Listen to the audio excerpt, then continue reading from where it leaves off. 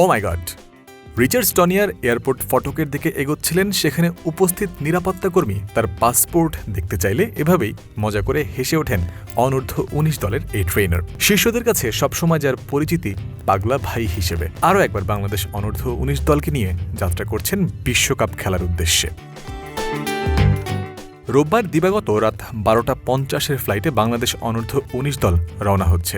গন্তব্য জিম্বাবুয়ে। অধিনায়ক আজিজুল হাকিম তামিমের নেতৃত্বে লাল সবুজের প্রতিনিধিত্ব করবেন রিজান হোসেন, জাওয়াদ আবরাররা। ইকবাল হোসেন ইমন, শাহরিয়া আল আমিন, আল ফাহাদরা টাইগার পেস ডিপার্টমেন্টের ভরসা।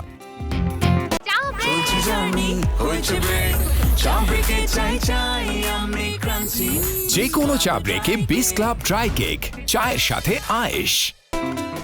সামিউন বশির রাতুল, সাদ ইসলাম রাজিন, স্বাধীন ইসলাম, রিফাত বেগ বাংলাদেশের বিশ্ব জয়ের স্বপ্ন সারথি এক একজন। অনূর্ধ্ব-19-এর মোট 15 জন সদস্যকে যিনি এক ছাতার নিচে আগলে রেখেছেন তিনি নাভিদ নওয়াজ।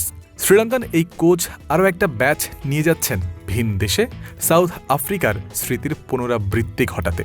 2020 সালে নাভিদ নওয়াজের অধীনেই বিশ্ব জয় করেছিলেন আকবর আলী, পারভেজ ইমন, তানজিদ তামিমরা। সেই দলে ছিলেন রিচার্ড স্টনিয়ারও। নাভিদ স্টনিয়ার জুটি এবারও বাংলাদেশ অনূর্ধ্ব-19 দলের সাথে। কোন পথে কিভাবে চ্যাম্পিয়ন হওয়া যায় সেই রোডম্যাপ ভালোই জানা তাদের। জাওয়াদ, রিজান, তামিমরা সেটা ধরে এগোতে পারলে জয় আসবে নাই বা কেন? জিম্বাবুয়েতে অবতরণ করার পর বেশ লম্বা একটা প্রস্তুতির সুযোগও পাবে বাংলাদেশ অনূর্ধ্ব-19 দল। 12 জানুয়ারি খেলবে নিজেদের প্রথম প্রস্তুতি ম্যাচ।